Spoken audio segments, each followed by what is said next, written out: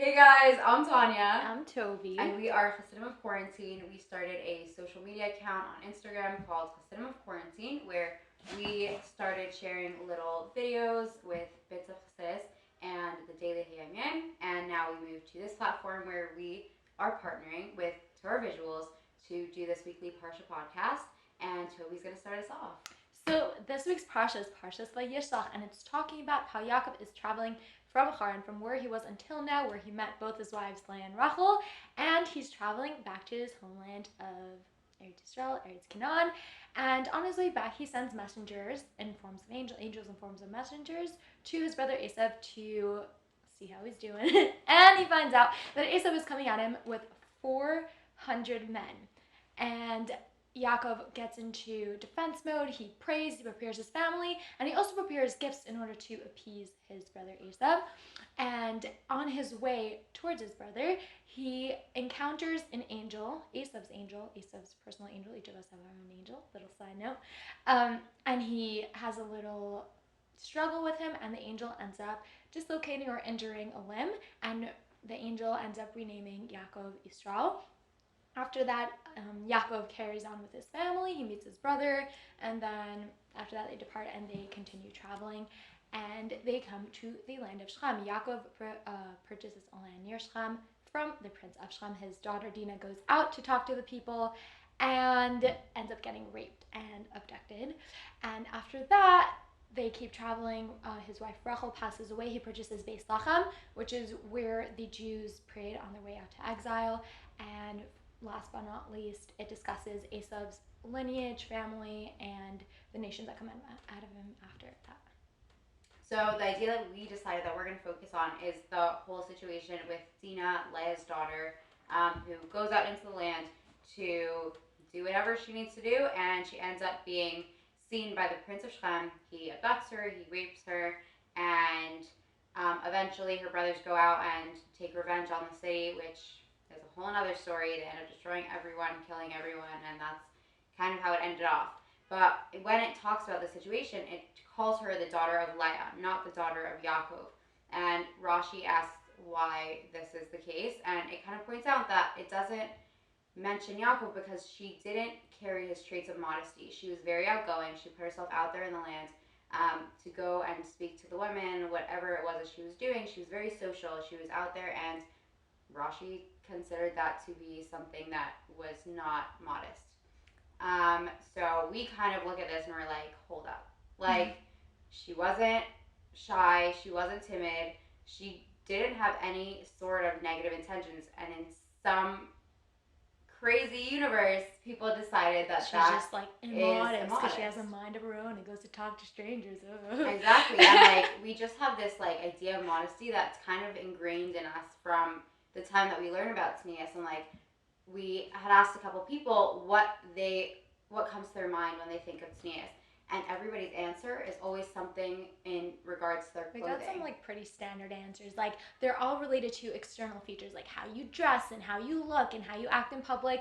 But it's really so much deeper than that, and I feel like a lot of people miss the point because they're like, okay, I'm gonna dress perfectly and may or may not be a terrible person, but I'm modest. Exactly, and I think that's everyone's first assumption. Like, you look at like a religious girl and you're like, okay, like her skirt's a little short, she's probably a little edgy, she's probably a little off. Like, there's always an assumption based off of the outer appearance that you see of somebody and the But way then that she's they like dress. the most incredible person you've ever met, caring, giving, chesed, all that stuff, but she's not dressed right, so she's obviously not tznius. Exactly. So the Rebbe actually points at this Rashi and he's like, no, this is not like what tznius is. That's not how we're going to look at tznius. And he brings up this story of when Yaakov went out to meet Esav, and they actually put Dinah in a box because he didn't want Esav to lay eyes on her and corrupt her. And the Rebbe's like, are you insane? Like, that doesn't make sense.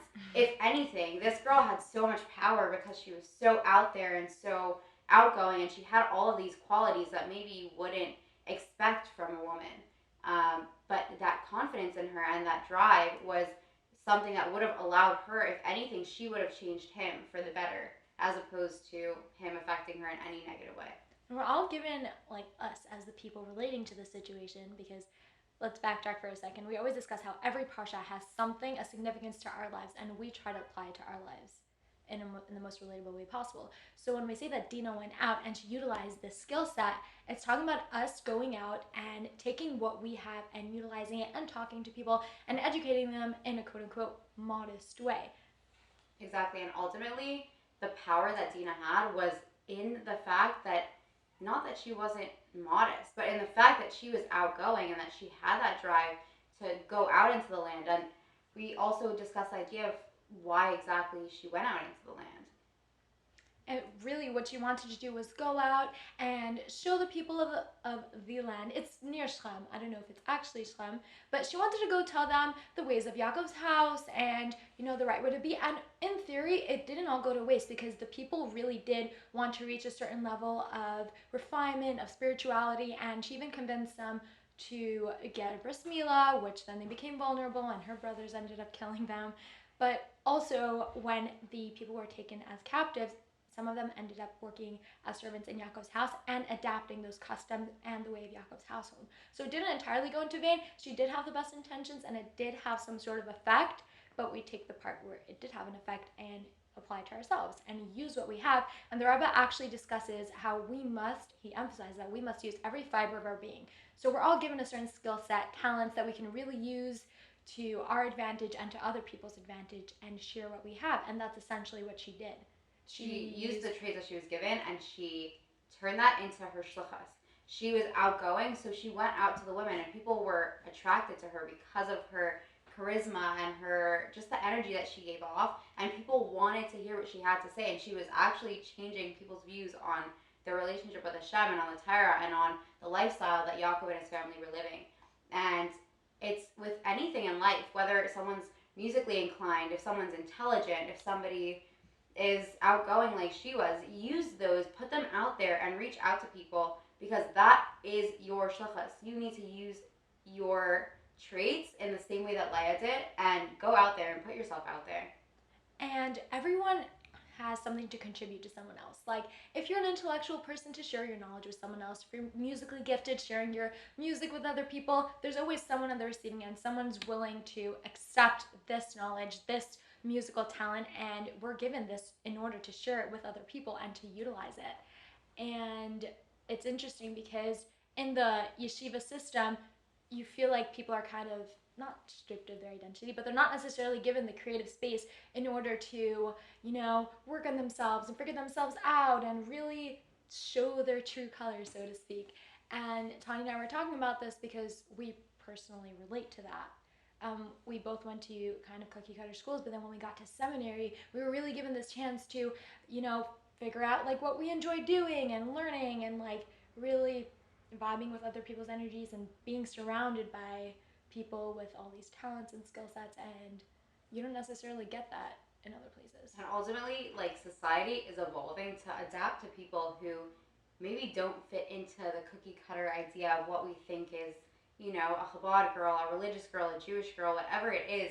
We have this set idea of what we expect and what society expects, and it's not at all how it works, and it's not at all what we should be expecting of people, but we're really evolving to the point where we're accepting that not everyone is made to fit into that mold. Not everyone is capable of learning in the same way as another person. But also like acknowledging that that you're not able to do that, but what can you do? What's something that you do enjoy, that you are good at, that you can contribute with?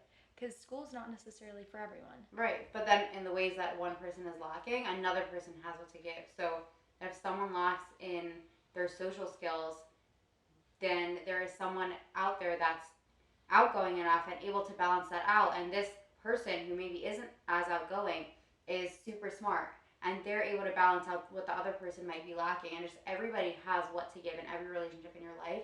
There's always going to be that balance of give and take, and just being aware that every single person, despite our initial, like, what are they missing? Like, what can they give to you? And what can you take from them?